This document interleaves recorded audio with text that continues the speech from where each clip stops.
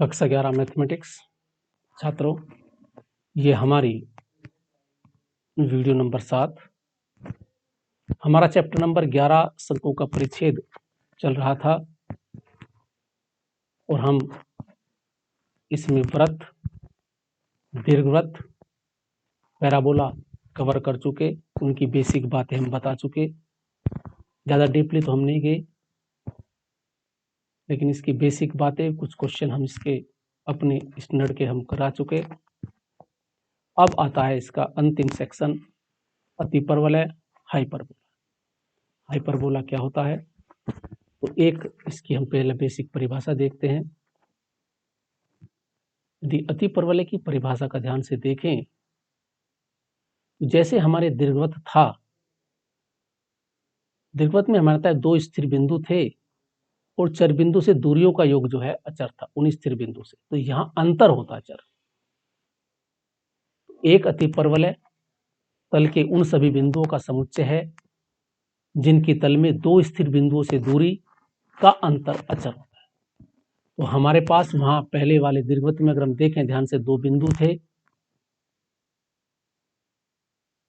अगर हम परिभाषा पर जाएं तो ये हमारी परिभाषा थी।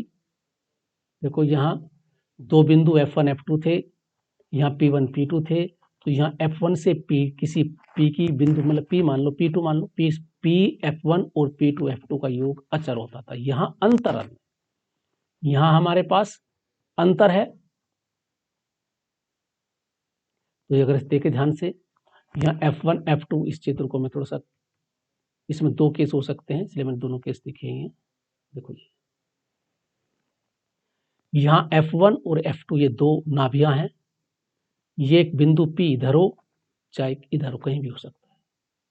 तो यहां दूरियों का अंतर है।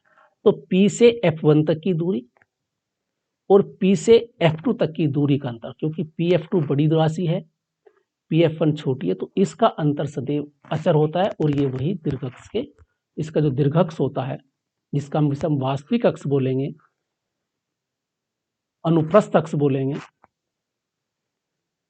तो अंतर अचर होता है। तो ये हमारे पास है। अब इसमें वही कुछ मानक वैल्यू पुट पकड़ माननी पड़ेगी। अब मैं थोड़ा से इसे दिखा देता हूं क्या क्या हम मानते हैं इसमें स्टैंडर्ड वैल्यू।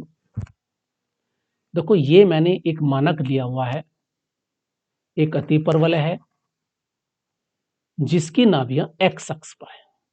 तो नाभियों को जो जोड़ने वाली जो रेखा है ना, वो क्या हुआ, परवलय का, अतिपरवलय का अक्ष हुआ। परवलय नहीं, अतिपरवलय का हाइपरबोला से बोलते हैं, का अक्ष हुआ।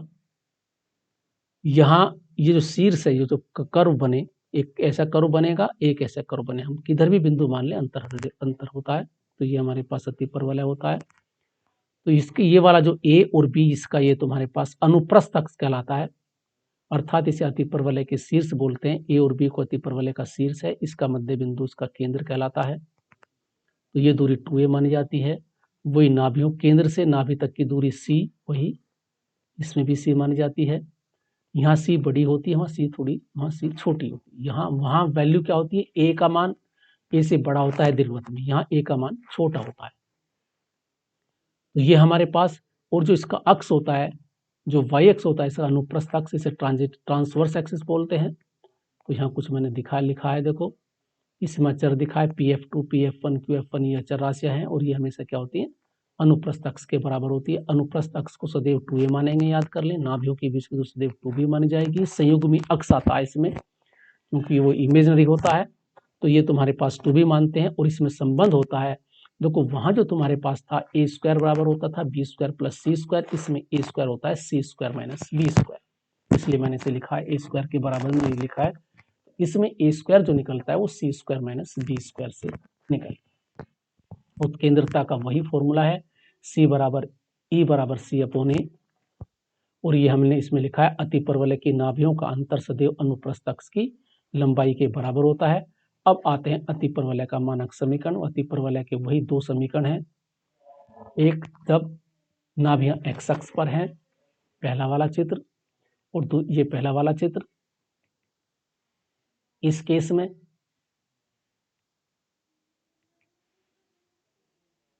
इस केस में नाभियां हैं एक्स अक्ष पर, इसके निर्देशांक होते हैं -c0 c0। वही फॉर्मूले वही दीर्घवृत्त वाले हैं, बस यहाँ ए का मान छोटा होता है, वहां ए का मान सी से बड़ा होता है।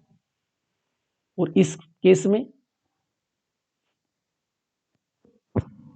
समीकरण होता है अति परवलय का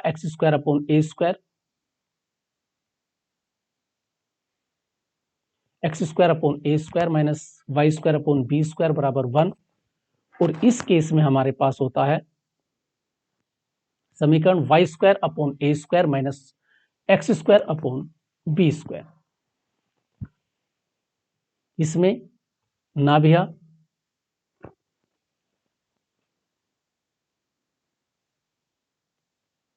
ये हमारे पास है दूसरा केस।